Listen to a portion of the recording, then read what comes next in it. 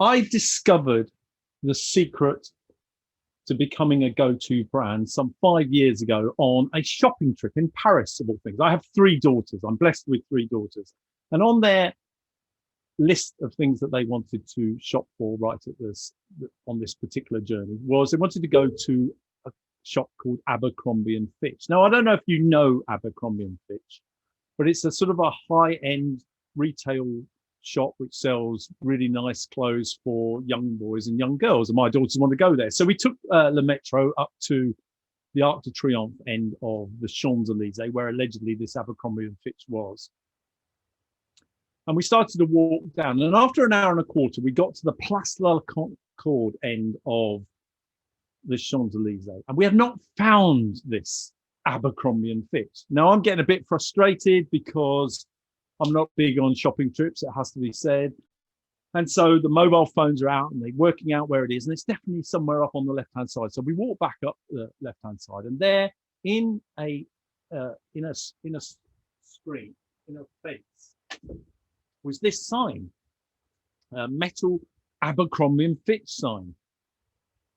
This must be the place. And next to it were two really beautiful ornate gates with two very fine-looking young boys stood next to it. So we approached the gates, and there were the two young boys. And they go, "No, mademoiselle, you cannot come in." I said, what do you mean we can't come in? Well, you have to join the queue. The queue? What do you mean the queue? There's a queue over there. I said, well, how long is that queue? Today it is about 45 minutes. 45 minutes? You're having a laugh, aren't you? I am not queuing for 45 minutes to go into a shop. So I duck out and I go and sit on some benches, which you can maybe see to the right-hand side of the image. And I sit and watch my girls meander through this queue until they get to the front, and then eventually they disappear into these gates up behind the big white building to some shop. And I was sitting there thinking, oh, this is just tedious and boring, and what we're doing, queuing for a shop. And then it dawns on me that everybody who's leaving Abercrombie and Fitch is carrying an Abercrombie and Fitch bag. Well, that can't be right. So I'm sad and I don't get out very much less so nowadays. And I count them. And in the first 100, 83 people are carrying an Abercrombie and Fitch bag. And I'm thinking, well, that can't be right. I must have miscounted that. So what I do is I count them again, and 81 people are carrying an Abercrombie and Fitch bag. And I think, well, how does that work? So I'm sitting there thinking, what's going on here? Here is a shop you cannot find. When you find it, you have to queue to get into it. You can't see the shop. You have to go in somewhere else. You don't know what they're selling. And it leads to an 82% conversion rate. And I'm thinking, whoa, wait a minute, there's something going on here. And this started the journey of understanding what makes a go-to brand. Now, what's interesting about this is, of course, if you think about where we are today, there are lots of queues outside lots of shops with people queuing to go in right now. Now, surely they can't just be queuing to just go in to see what's inside. There must be something else going on. So what's in store for you today? Well, I've got three sections to this next half an hour or so, and I'm going to take you through the new context for marketing, how your marketing strategy should change, and how you really would think about becoming a go-to brand, then what the foundation stones are for becoming a go-to brand, and then a marketing system for you to go through. It's going to be quick, so hang on to your seats. This is the way it goes. So the first thing you need to really understand is the market today has changed. It's changed significantly. And where it's changed to is it's absolutely not about selling anymore. It's really not about selling. It's actually about how you help people to buy. And really, you need to understand that as a business, as a brand, as an organization that has a product or service, you really got to be helping people to buy. And actually, this is inspired really by a book called The Challenger Sale, which came out about 11 years ago. It's a sort of front end for an organization called CEB, a big research organization in America. And essentially, in the Challenger Sale, they said, what's making the difference? The people who are selling now are the people who are flooding the market with insights, and they're helping people, get to grips with things that they're buying. Interesting. And that was the foundation of the world we see now, which is full of content, insight-led content. This was followed up just 2 years ago by the same organization publishing a book called The Challenger Customer. And in this book, it has one extraordinary fact. And that fact is that according to their buyers, at the point of contact with the first time with an organization, a buyer has made 57% of the decision to buy. Now let's just think about that a little bit. If they made 57% of the decision to buy before they contact you, how are they doing that? And actually, it means they're more likely to buy from you than not buy from you at the point of first contact. And this fundamentally changes my thinking in terms of what the industry was about 35 years ago when I first joined it and where it is today. And the truth of the matter is that it's absolutely not about outbound marketing anymore. It's not about shout marketing. We do not need to shout our messages at people anymore, because actually what it's about is about reeling people inbound. It's about fly fishing. It's about taking a 2-pound breaking strain line and trying to land a 10-pound fish by first of all hooking it and then gently working it into the shore until you can pull it out with a keep net. That's what marketing is all about now. Now, actually, in real terms, organizations like HubSpot are supporting this. And they talk about the fact that inbound marketing delivers 54% more leads into the marketing.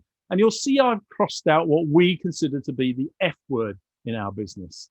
And that is that we don't subscribe to this particular device because the problem with it is it's got a hole in it and the bottom. You pour stuff in the top and it pours out the bottom. And actually it can be used as a loud hailer, but actually that's not really how things work. Never think about the actual idea of the F word. And we talk about buckets, and I'll talk a bit more about that later. But HubSpot also say that inbound leads cost 61% less than outbound leads.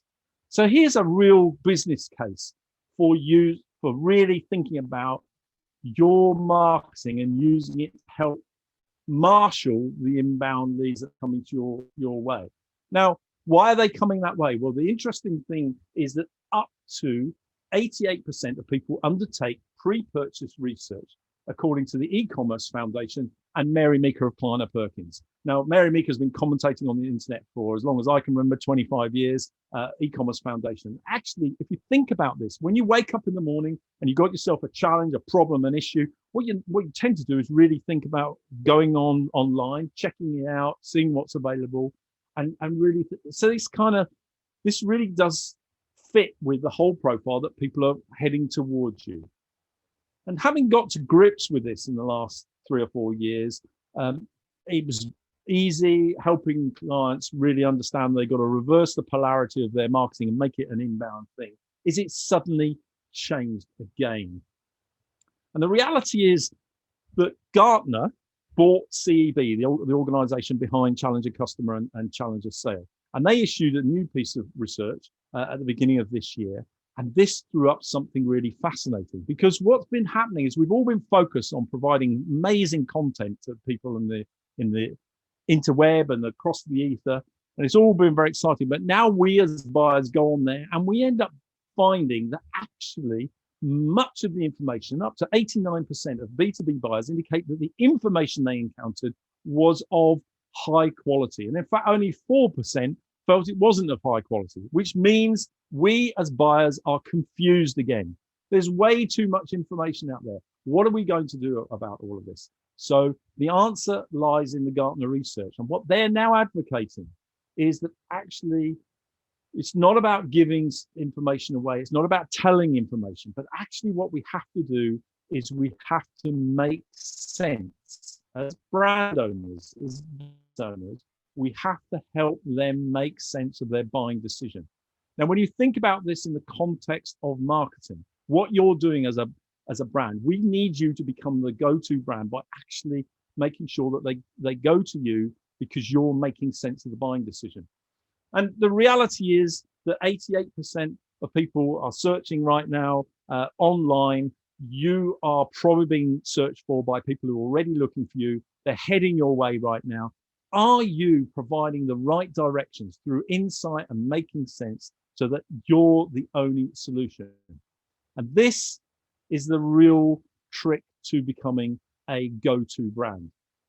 So how do we build a go-to brand? One that makes sense, one that accepts that 88% of buying digital start online, that accepts that actually people are inbound and that you don't have to shout at people and befuddle them. How do you do that? Well, there's lots of ways of doing that, but the way I'm going to talk about is a particular formula that we found has worked over the last 35 years. But before we do that, let's talk about brand.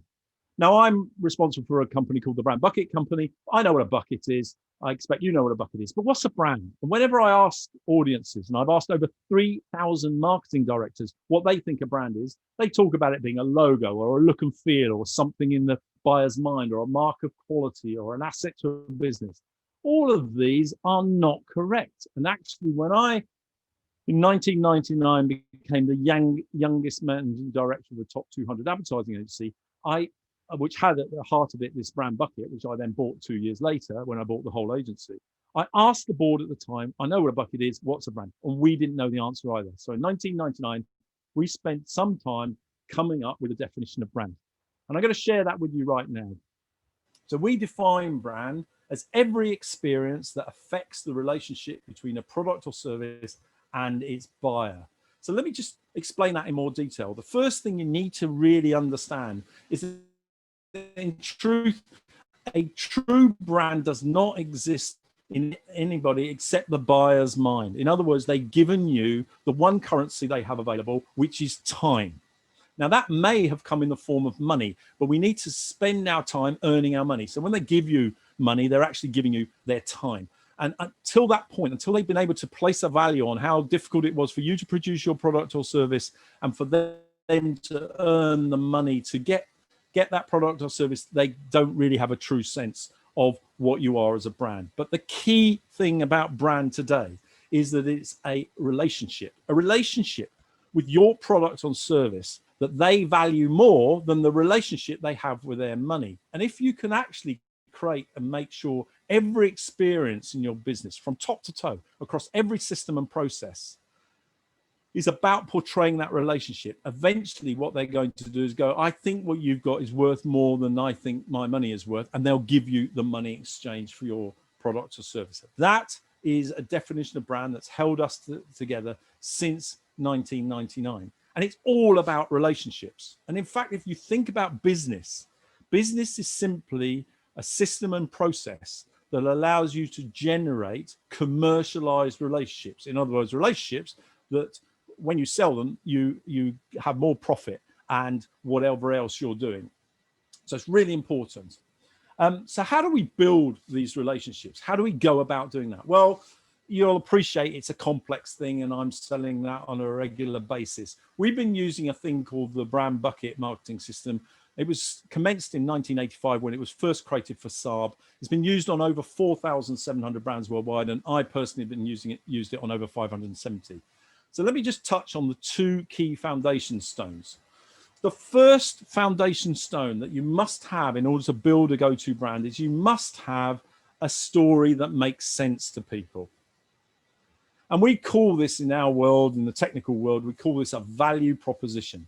Now, there are lots of definitions of value proposition. So let me just touch on what we mean about it. The first thing is you are the experts. You are the ones running your business. You're the ones that started it. You're the ones that are founding it. You're the ones that are running it. You're the experts. Everybody else was happy to buy from you, but you're the things. And so the first thing you've got to do is you've got to demonstrate that you know your onions. You need to demonstrate that you're a subject matter expert so that you can help people make sense of the world and become the go-to brand. And the way you do that is you've got to be authentic. You've got to be insightful. We've talked about that strategically. And you've got to have clear values that they fully understand.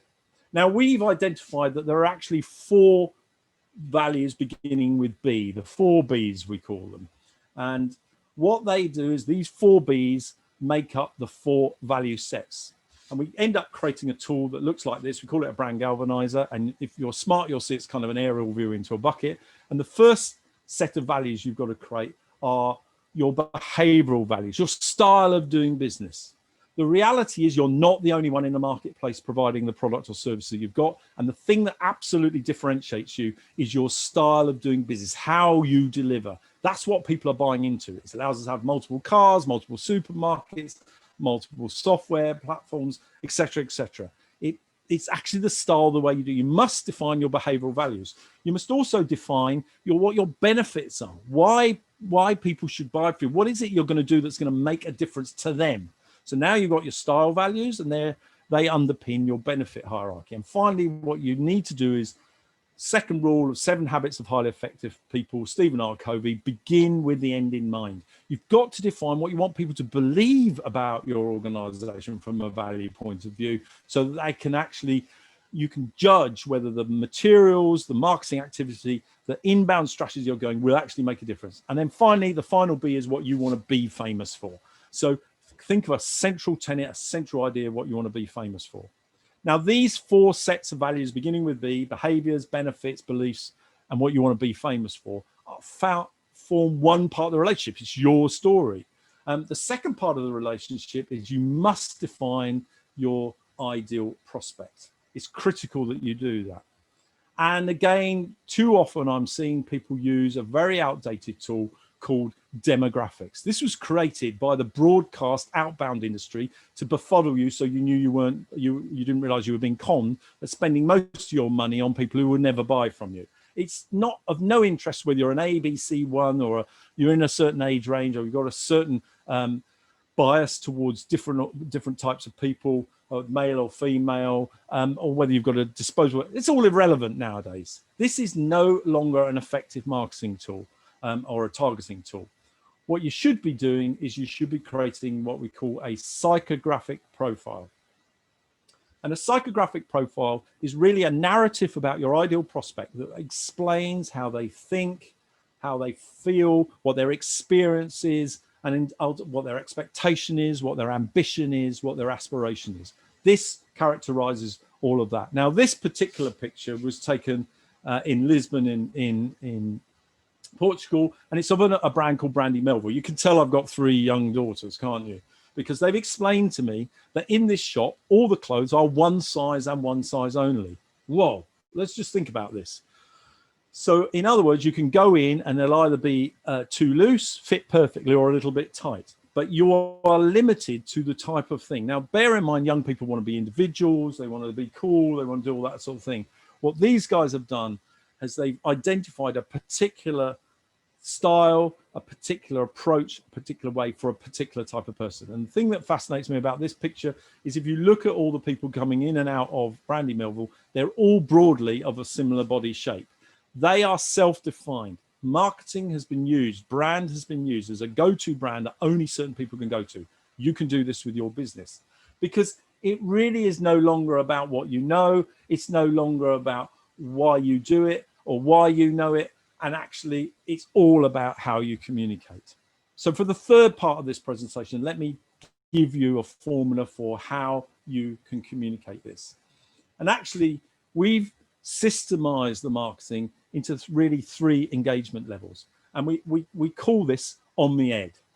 And essentially, it's an acronym for 3 steps. So imagine, if you will, your business is a bucket. And it's not the F word. It hasn't got a hole in the bottom. What you're trying to do is pour people into the top of your bucket and keep them. So what we're looking for is we're looking to how to engage with prospects and bring them down. So the first step is to engage with them. And there are 2 key components to that, which I'll go through. And then once you've engaged with them, you've then got to absolutely demonstrate what it is, the value that you provide. And ultimately, you've then got to deliver against that as well. And these are the 3 steps: on the ed, engage, demonstrate, to deliver. So let's start with engagement.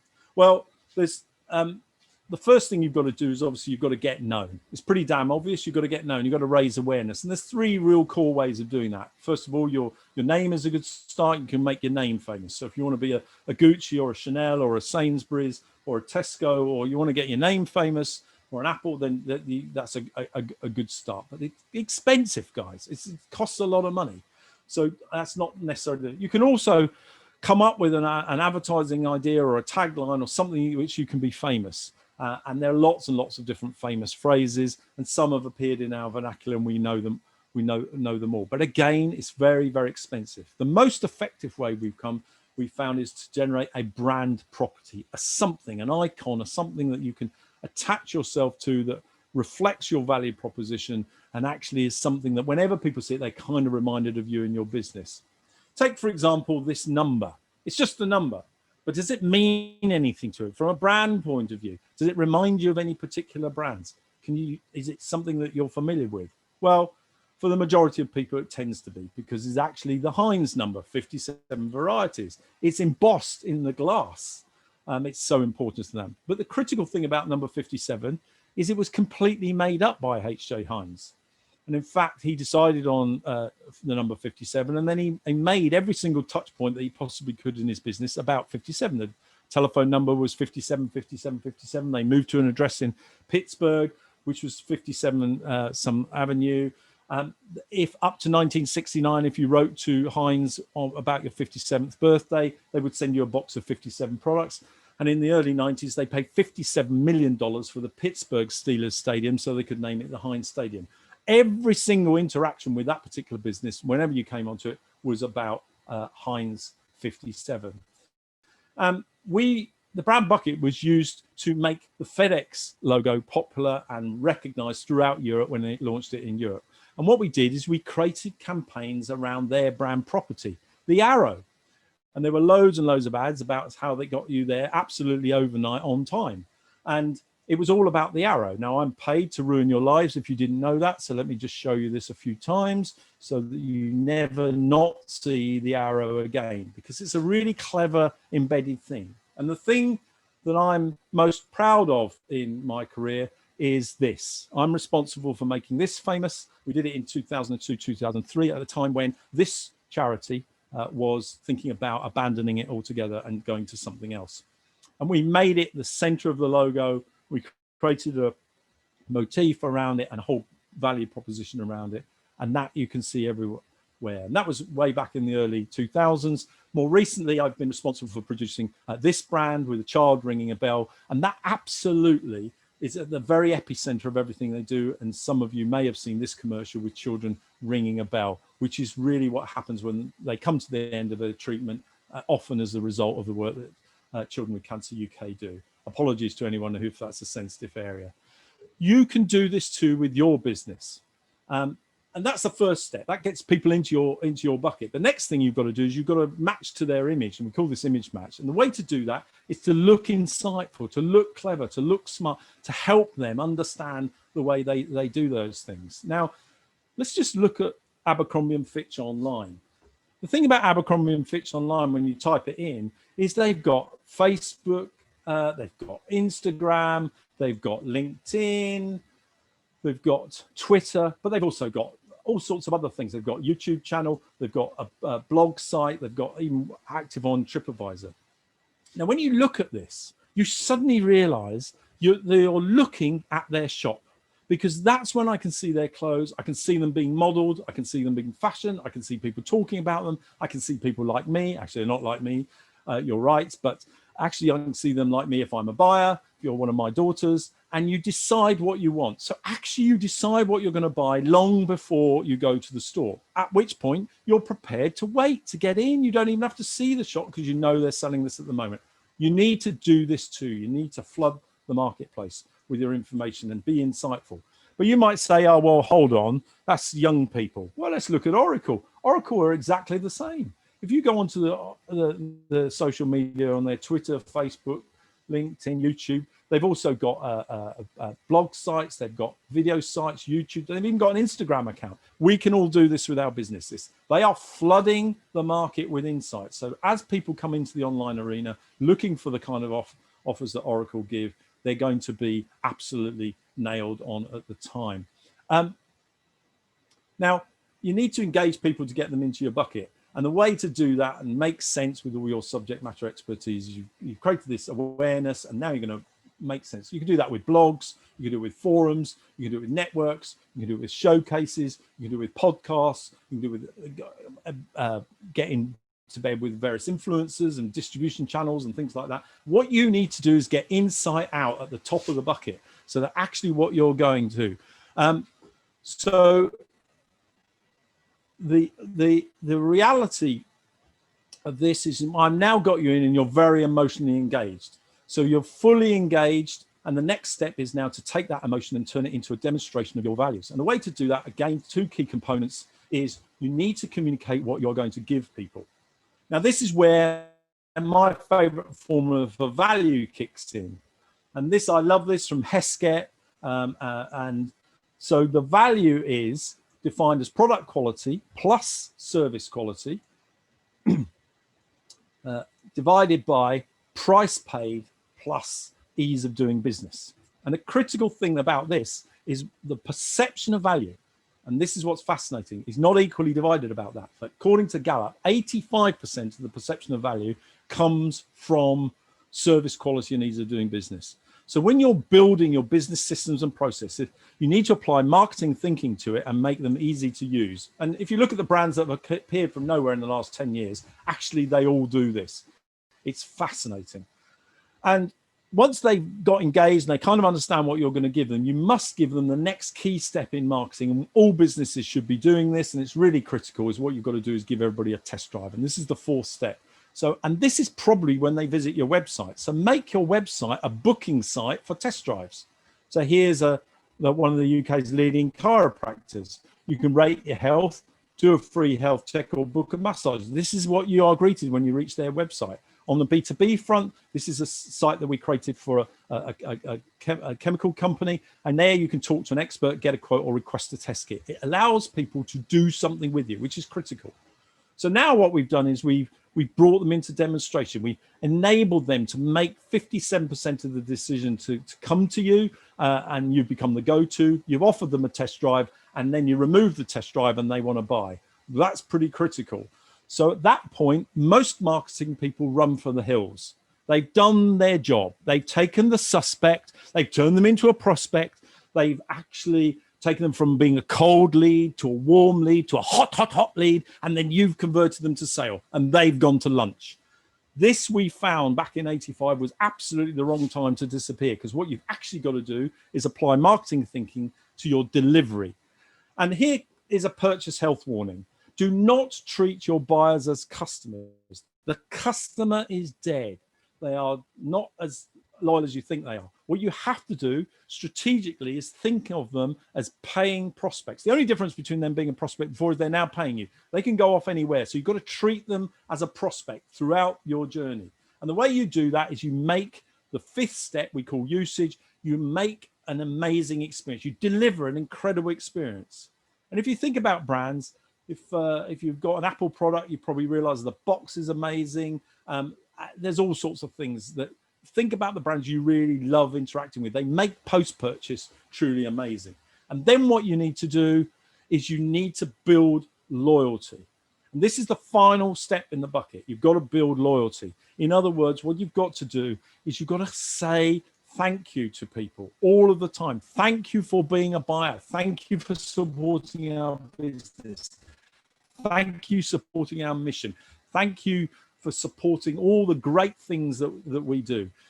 And there's lots and lots of ways to do that. You must put looking after your paying prospects on your marketing plan. It's critical that you do that. And the way you can do that is through giving gifts, tips and tricks. You can unlock features. You can give advice. You can recommend a friend scheme. You can add value all of the time. There's lots and lots of ways. And it's a bit like having, when you stay in a hotel, someone sneak into your room, turn the corner of the bed down and leave a chocolate on your pillow. You can't help but think, oh, isn't that nice, blah, blah, blah, unless you're a bit tipsy from the meal downstairs and you wake up with chocolate smeared all over your face, then perhaps that's not such a good thing.